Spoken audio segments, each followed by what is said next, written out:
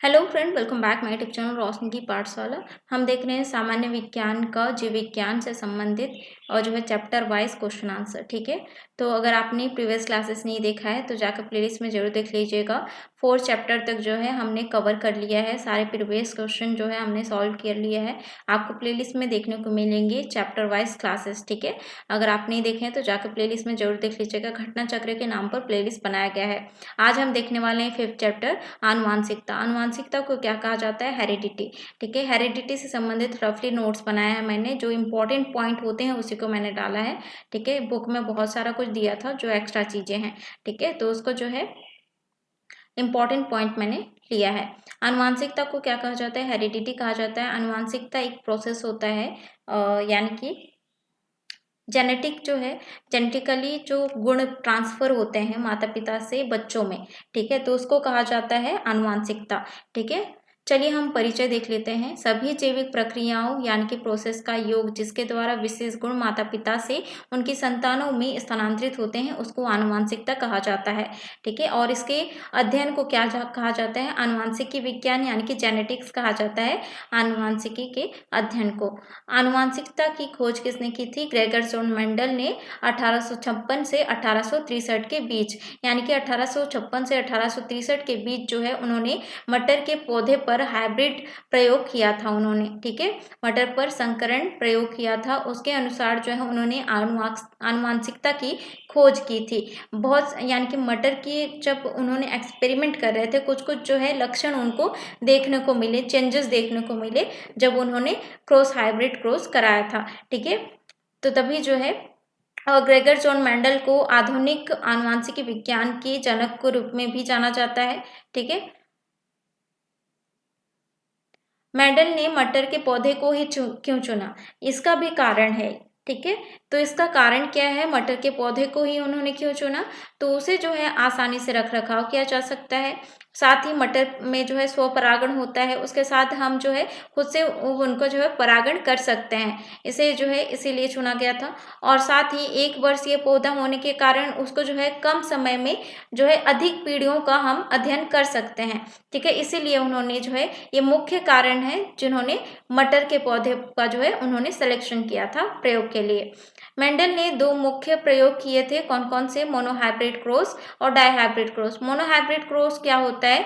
जब एक ही गुण के विभिन्न, ये यानी कि जोड़े का क्रॉस कराना। ठीक है, ये क्या होता है? मोनोहाइब्रिड। डाइहाइब्रिड में 2 विपरीत गुण वाले जोड़े का क्रॉस कराना, ये होता है डाइहाइब्रिड क्रॉस। मेंडल ने जो है उनके प्रयोग के आधार पर 3 जो है नियम निकाले। ठीक है, नियम का प्रतिपादन किया। उनका 3 नियम क्या है? Law of dominance, law of segregation, law of independence assortment. ठीक है, ये 3 नियम जो है मेंडल्स द्वारा प्रतिपादित किए हुए हैं उनके प्रयोग के आधार पर। आनुवांशिक लक्षण जो है क्रोमोसोम द्वारा पीढ़ी से, यानी कि एक पीढ़ी से दूसरी पीढ़ी जो है ले जाया जाता है। साथ ही क्रोमोसोम की अगर हम बात करें, क्रोमोसोम होता क्या है? क्रोमोसोम जो है धागे की जैसी संरचना होती है जो एनिमल और प्लांट के सेल के न्यूक्लियस के इनसाइड में जो है लोकेटेड होते हैं।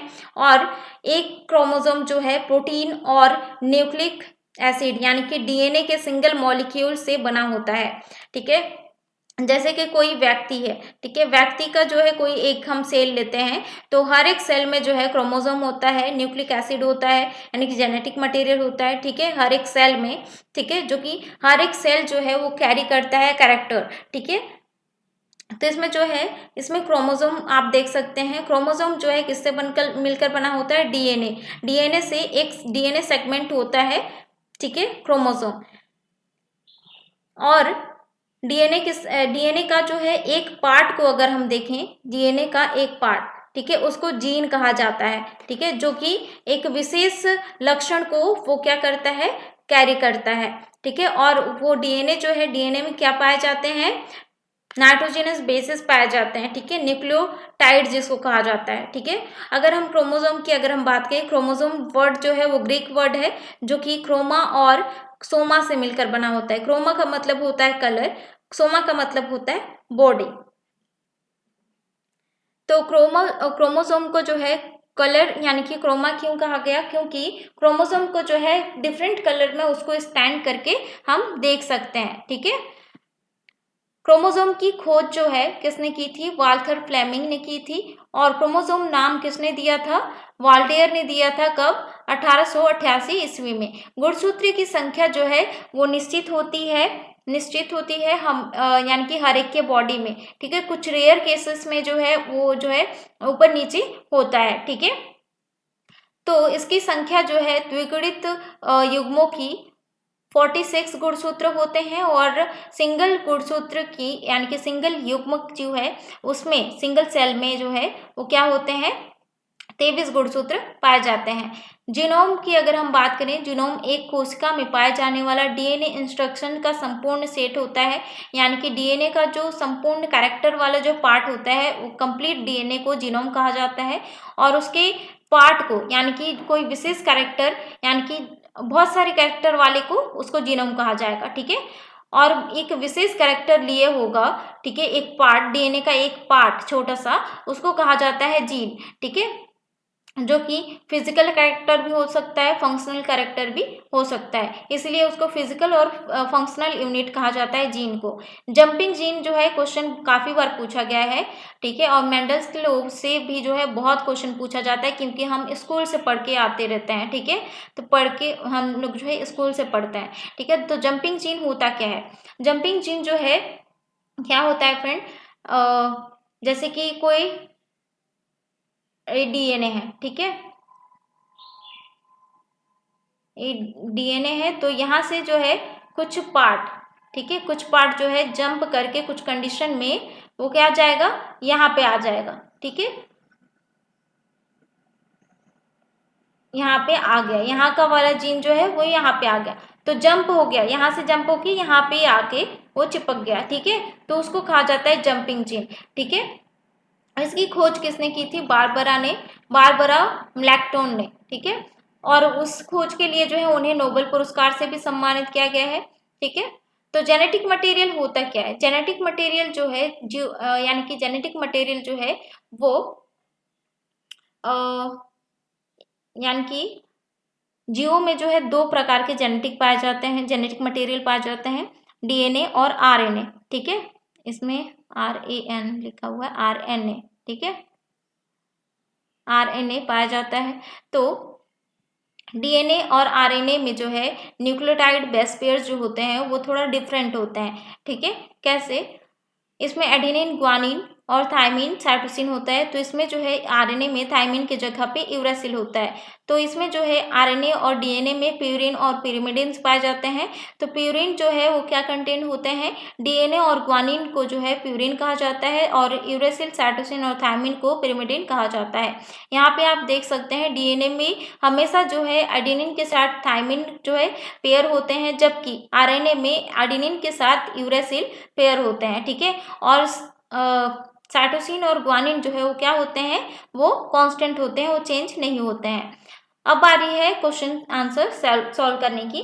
तो आधुनिक आनुवांशिक विज्ञान का जनक किसे कहा जाता है? ग्रेगर जॉन मेंडल को कहा जाता है। आनुवांशिकता के जनक के रूप में विख्यात वैज्ञानिक हैं, कौन है? G.J. मेंडल। नेक्स्ट क्वेश्चन है, आनुवांशिकी विज्ञान का जनक पिता या किसे माना जाता है? अभी मैंने कहा था ग्रेगर जॉन मेंडल को कहा जाता है। मेंडल ने एक यानी कि चिर प्रतिष्ठित वंशागति नियमों को प्रतिपादित करने में जिस विचारधारा यानी कि जीवधारी का उपयोग उन्होंने किया था वो कौन सा है? उन्होंने मटर के पौधे का उपयोग किया था। मेंडल के आनुवांशिक का सिद्धांत किस पर आधारित है? तो उनका जो प्रयोग है वो किस पर आधारित है? उनका आनुवांशिकता के सिद्धांत जो है लैंगिक जनन पर आधारित है। जीनोम चित्रण यानी कि जीनोम मैपिंग जो है इसका संबंध किससे है? तो इसका संबंध जो है जीन्स के चित्रण से है। नेक्स्ट है, हमारे शरीर में आनुवांशिकता की इकाई को कहते हैं। आनुवांशिकता की इकाई किसके कहा जाता है? जीन को कहा जाता है, क्योंकि जीन जो है विशेष लक्षण को लिए रहता है। जीन है तो जीन जो है क्या है? डीएनए का एक छोटा सा भाग होता है। नेक्स्ट है, जेनेटिक कोड की विशिष्ट विशेषताएं हैं। तो जेनेटिक कोड की विशिष्ट विशेषताएं क्या होती हैं? यह प्राय सार्वत्रिक होती हैं, ठीक है। जेनेटिक कोड जो है उसमें सभी में पाया जाता है, इसलिए सार्वत्रिक होती हैं। यह 3 न्यूक्लियोटाइड क्षारकों का बना होता है, तो सही है, 3 न्यूक्लियोटाइड क्षारकों का बना होता है, ठीक है। यानी कि जो 20 अमीनो एसिड के संगत वाले होते हैं, ठीक है, जो कि कोमालेस होते हैं, ठीक है। 3-3 जो है 3-3 के कोड पर न्यूक्लियोटाइड बेस पर पाए जाते हैं, और यह अंतव्ययी, गैर अस्पष्ट और कोमा रहित होते हैं, ठीक है। इनमें एक प्रारंभ और समापन कोडन होता है, एक स्टॉप यानी कि इनिशिएशन कोडन होता है, और एक स्टॉप कोडन होता है, ठीक है। तो यह भी सही है, ठीक है। तो इसका राइट आंसर हो जाएगा उपरोक्त सभी। नेक्स्ट हम देख लेते हैं, जीन के भीतर अनुक्रम आधार में परिवर्तन कहलाता है। जीन के भीतर अनुक्रम आधार में परिवर्तन क्या कहलाता है? तो इसका राइट आंसर हो जाएगा उत्परिवर्तन। उत्परिवर्तन का मतलब म्यूटेशन, ठीक है। ये जो है किसके कारण होता है? किसी जैसे कि आप यूवी रेस के अंतर्गत आप आते हैं, उसके संपर्क में आते हैं, तो जो है आपके जीन में म्यूटेशन की संभावना अत्यधिक हो जाती है, ठीक है। यानी कि आपके जीन में जो है चेंजेस होने लगती है, इसीलिए जो है यूवी रेस के आसपास यानी कि अच्छा नहीं होता है, ठीक है। नेक्स्ट हम देख लेते हैं, जीवों में आनुवांशिक लक्षण संतान में ले जाए जाते हैं। तो किसके द्वारा ले जाए जाते हैं जीवों में आनुवांशिक लक्षण? तो इसका राइट आंसर हो जाएगा क्रोमोसोम द्वारा। नेक्स्ट क्वेश्चन है, जीव कोशिका में आनुवांशिक लक्षणों के आधार पर नियंत्रण में निम्नलिखित में से कौन सा उत्तरदायी है? तो इसका राइट आंसर हो जाएगा डीएनए, ठीक है। आनुवांशिक लक्षणों के लिए उत्तरदायी होता है। डीएनए की निम्नलिखित में से किस विशिष्टता ने उसे पीढ़ी दर पीढ़ी आनुवांशिकी सूचना संग्रह करने और प्रेषण करने के लिए अद्वितीय रूप से उपयुक्त बनाया है? तो इसका राइट आंसर हो जाएगा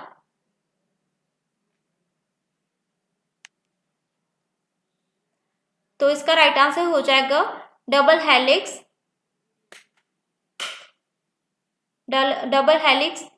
डीएनए स्ट्रैंड, ठीक है। नेक्स्ट हम देख लेते हैं, लैंगिक जनन से आनुवांशिक विचरण कैसे होता है? तो लैंगिक जनन से आनुवांशिक विचरण कैसे होता है फ्रेंड? तो इसका राइट आंसर हो जाएगा जीन के सम्मिश्रण से, क्रोमोसोम में बदलाव से, और जीन के मिश्रण से, और इसका राइट आंसर हो जाएगा उपरोक्त सभी, ठीक है। नेक्स्ट हम देख लेते हैं, गुणसूत्र की वंशागत का सिद्धांत दिया था। तो गुणसूत्र की वंशागत का सिद्धांत किसने दिया था? तो इसका राइट आंसर हो जाएगा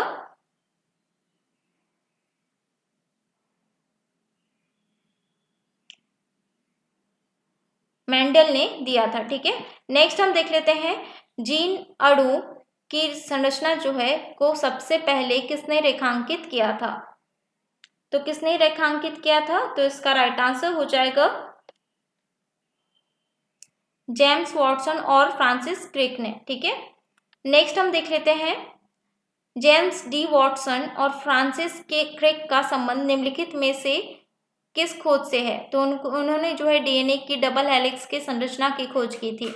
नेक्स्ट है, नोबेल पुरस्कार विजेता वैज्ञानिक जेम्स डी वॉटसन को किस कार्यक्षेत्र में कार्य के लिए जाना जाता है? तो इसका राइट आंसर हो जाएगा आनुवांशिकी। नेक्स्ट क्वेश्चन है, डीएनए की द्विकुंडली संरचना किसके द्वारा की गई थी? तो ये किसके द्वारा की थी? वॉटसन तथा क्रिक द्वारा।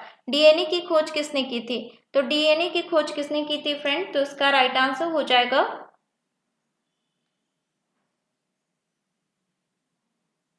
तो डीएनए की खोज जो है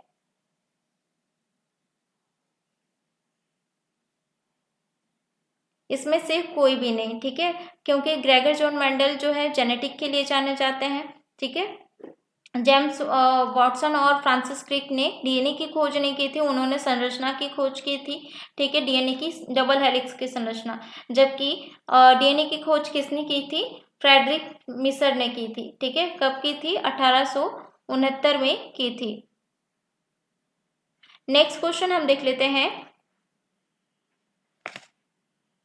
हरगोविंद खुराना को किस आविष्कार के लिए सम्मानित किया गया है? तो उनको जो है प्रोटीन के संश्लेषण के लिए की आविष्कार के लिए जो है उन्हें सम्मानित किया गया हरगोविंद खुराना को। प्रयोगशाला में सर्वप्रथम डीएनए का संश्लेषण किया था, किसने किया था? तो इसका राइट आंसर हो जाएगा खुराना ने। नेक्स्ट क्वेश्चन है प्लवमान जीन यानी कि जंपिंग जीन के सिद्धांत का प्रतिपादन किसने किया था? किसने किया था? बारबरा मेलिकटॉन ने किया था। ठीक है, उन्होंने इस प्रयोग के लिए जो है उनको नोबेल पुरस्कार से भी सम्मानित किया गया है। डीएनए में मौजूदा शर्करा होता है, तो डीएनए में मौजूदा शर्करा कौन सा होता है? कौन सा होता है? डीऑक्सी राइबोस शुगर से मिलकर बना होता है ना। नेक्स्ट हम देख लेते हैं राइबोजाइम होते हैं। तो राइबोजाइम क्या होते हैं फ्रेंड? वे जो है आरएनए होते हैं। किसी भी प्रजाति में गुणसूत्र संख्या होती है, क्या होती है? स्थिर रहती है, यानी कि चेंजेस नहीं होती है। ठीक है, कितनी होती है? 46 होती है। नेक्स्ट है निम्न में से किसमें लिंग गुणसूत्र नहीं होते हैं? तो लिंग गुणसूत्र किसमें नहीं होते हैं? तो इसका राइट आंसर हो जाएगा छिपकली में। साधारण मानव में गुणसूत्र होते हैं, तो साधारण मानव में गुणसूत्र कितने होते हैं? 46 होते हैं। मानव शरीर की कोशिकाओं में पाए जाने वाले गुणसूत्र जोड़ों की संख्या होती है, तो गुणसूत्र जोड़ों की संख्या यानी कि सिंगल पेयर में कितनी होती है? 23। ठीक है, 23 46। ठीक है, 46। पुरुष जीन संगठन होता है, तो पुरुष जीन संगठन कौन सा होता है? तो इसका राइट आंसर हो जाएगा XY, जबकि फीमेल में क्या होता है? XX गुणसूत्र होता है।